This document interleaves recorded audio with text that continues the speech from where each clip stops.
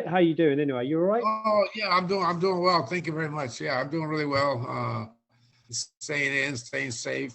Just got vaccinated. My first vaccine. My second shot will be in another week.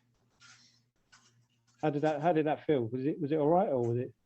No, it was fine. I hardly felt the prick, and I didn't have any after effect either. So they say that it's the second one that kind of makes you a little sick, but so I'm waiting for the second one.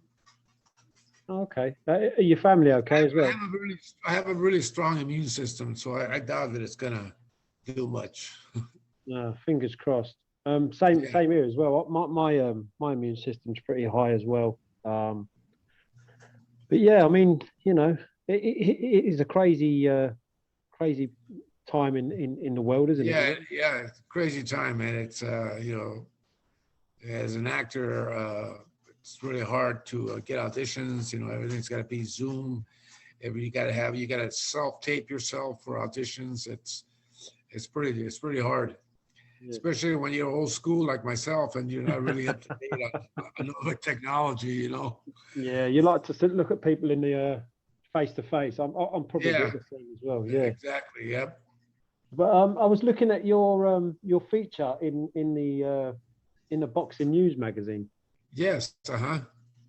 So from the streets to the main stage, superb. That's great stuff. I was reading it and I read it again, obviously, before I got talking to you. Uh huh. And yeah, you've got quite a story, haven't you? Well, yeah, that's why we're trying to make a movie out of it, and we're in the process of raising the funds. We have a script, we have a director, we have a producer, we have a team put in place.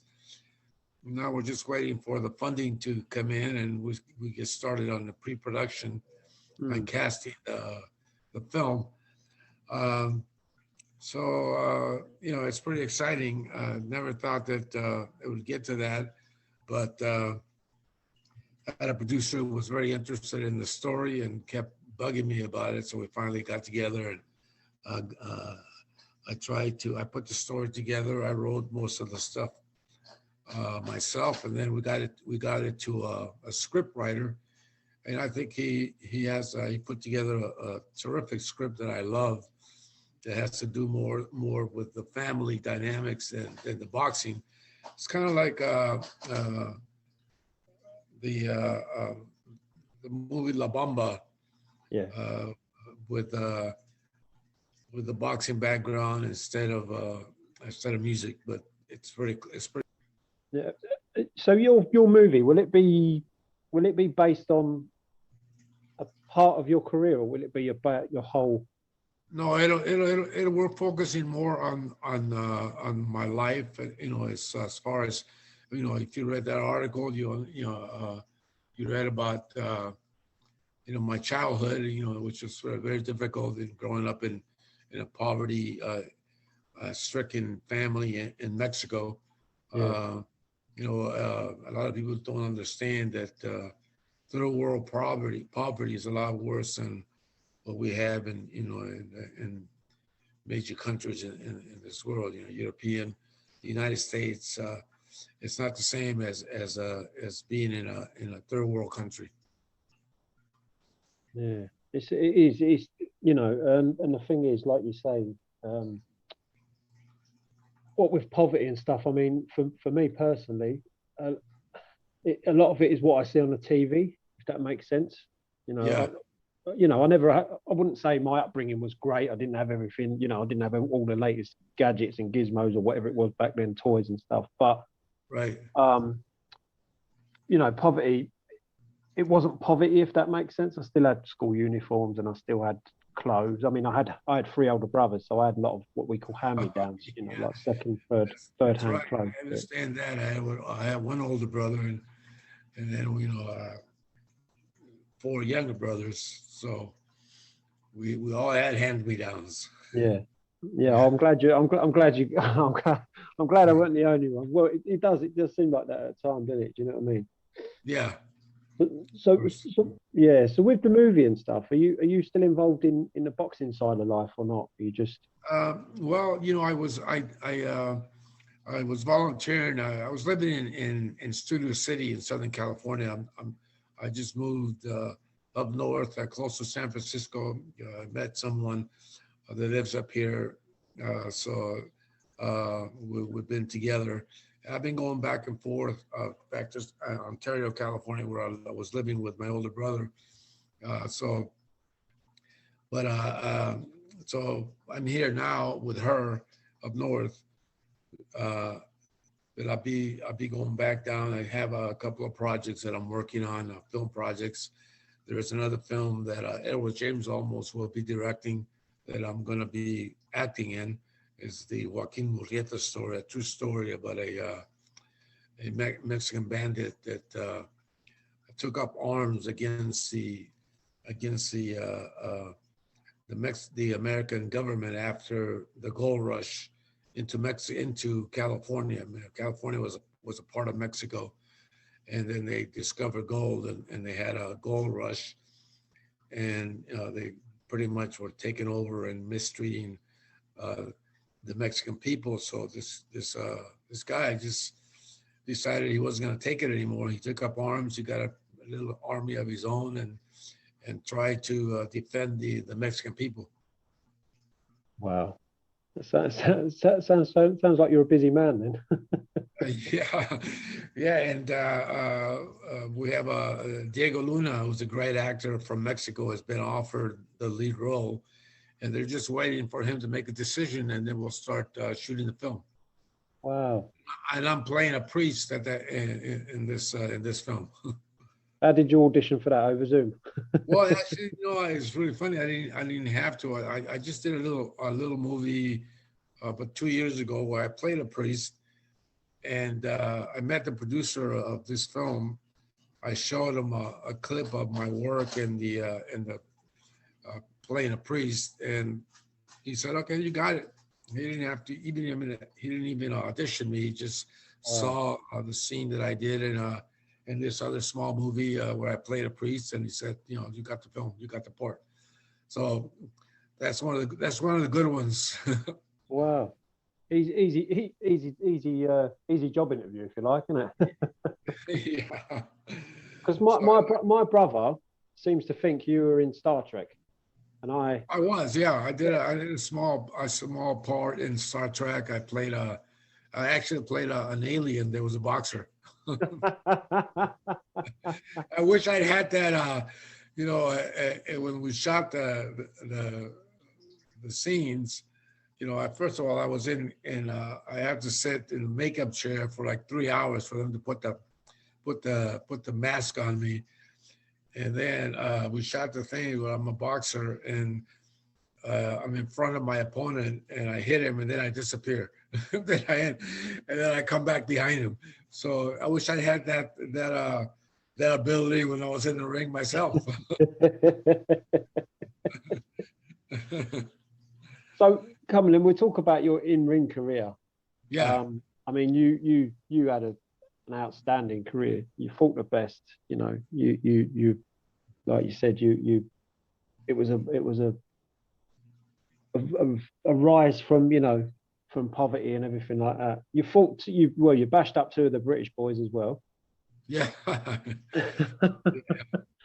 But I want to ask you, what would you say would be the hardest fight of your career? The hardest fight? Yeah. Yeah. Well, the most difficult fight. I mean, the most physical fight in my career was my first title defense against Armando Muniz, who was a guy who he had probably the biggest robbery in the history of boxing happened to him when he fought Jose Montequianopolis in Acapulco, and he got robbed. I mean, he had the champion completely busted up, cut in both eyes. They stopped the fight. He thinks he won the title, puts his hands up in the air, and they sent him to the neutral corner, and the referee goes to the side of the ring. 15 minutes later, they disqualified Armando for, they said, butting in the second round. And this was like the 11th round when they stopped the fight. So, you know, I fought him twice, but the first time in 1977 was Fight of the Year.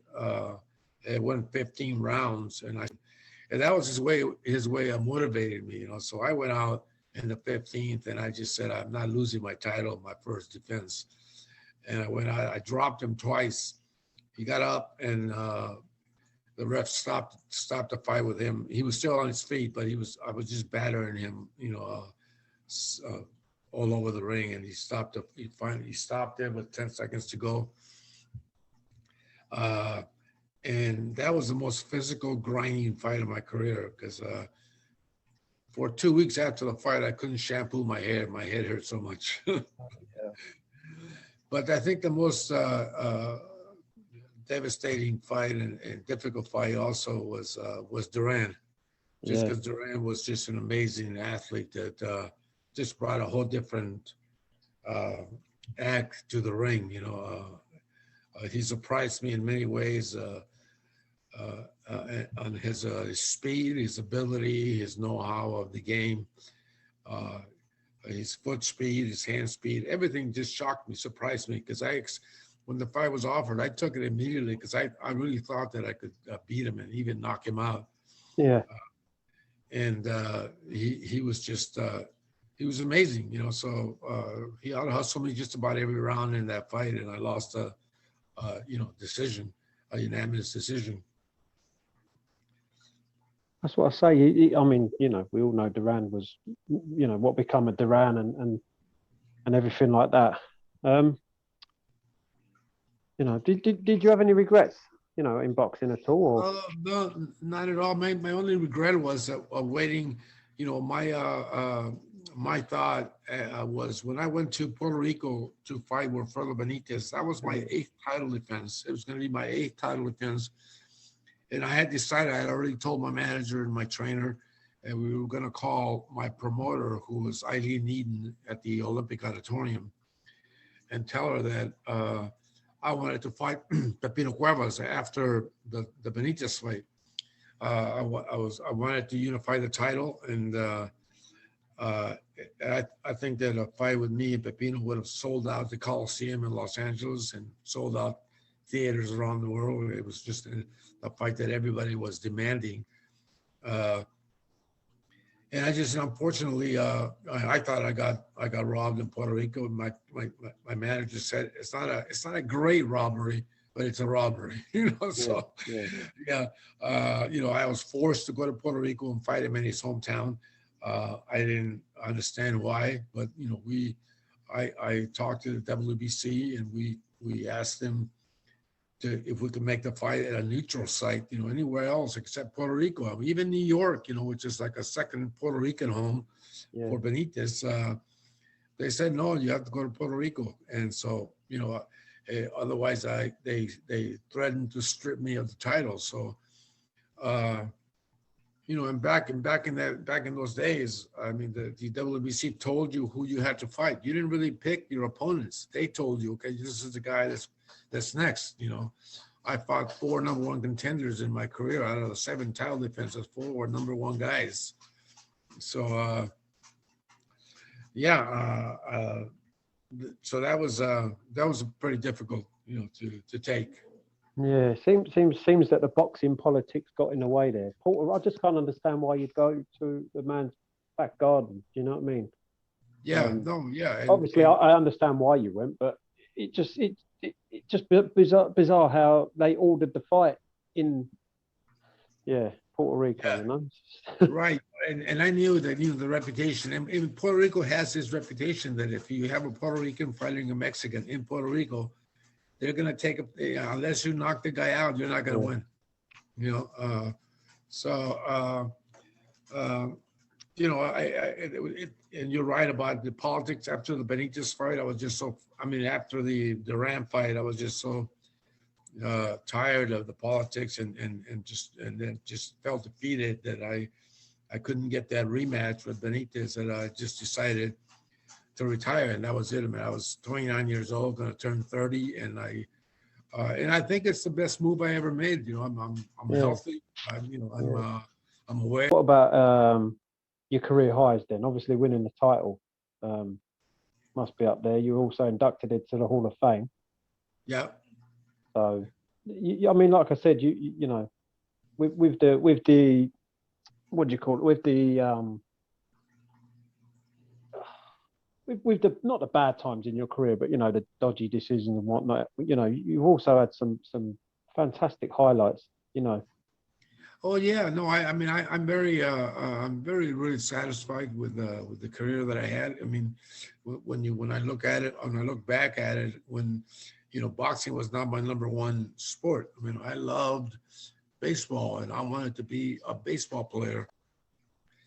So I actually, my older brother and I, who was also a ball player, we used to drive to Tijuana every weekend and play on what they call a double A team, a sandlot team. And we played every weekend. We played Saturday, we played Sunday, and then we drive back home.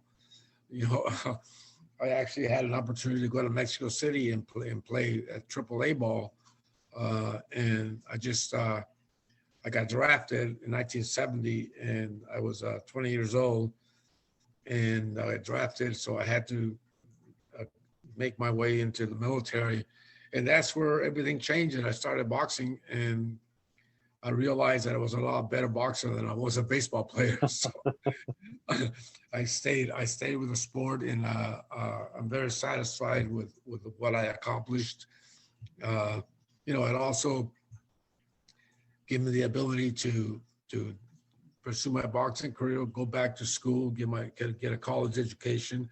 And you know, while I was at college, I took a drama class.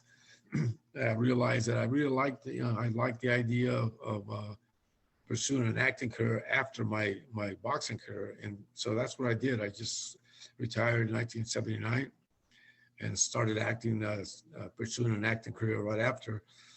Actually, I got my first acting job in 1978 while I was still champion of the world, because the show Taxi called me and they wanted me to come and do the show. And I told them, well, I'm not an actor. So they were like, don't worry about it. You're playing yourself. You're playing a champion. I said, okay, I can do that. Wow, that's a great. You know, I mean, talking to some fighters that I have, they kind of sort of left boxing and didn't have anything else, and you know, it's kind of like a second career for you now, isn't it? You know what I mean? Absolutely. You know, I had a great. I got very lucky. Right after 1980, I auditioned for the Liberia commercial, and you know, and during that time, I got a chance to do a lot of episodic television shows. You know, some movies. The big was from being Geronimo. I worked with Robert Duvall, Gene Hackman, Jason Patrick.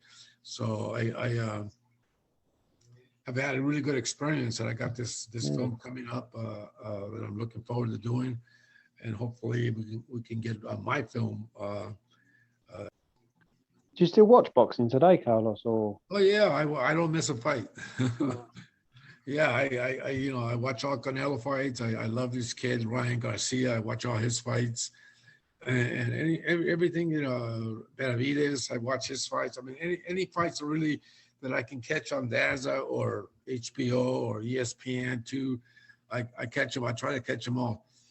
I even sometimes I find myself watching MMA, and you know, I'm not a you know, once these guys get on the ground, I really don't understand what they're doing, but I love to watch them understanding, even though, you know, I'm like, oh, come on, man, you gotta work a little bit more on your hands.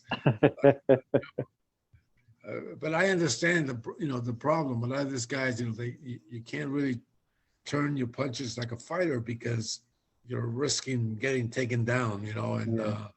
So I worked with a couple of UFC fighters in Orange County on their boxing, and you know, I would tell them, hey, you gotta turn your shoulder a little bit more. They're like, yeah, I can, man, I get taken down. So it's okay. So yeah, I watch a lot of boxing. Oh, brilliant stuff. Luckily, I have a girlfriend who doesn't mind it. She'll sit and watch with me, even though she doesn't understand it. She's like, oh, that's so cool.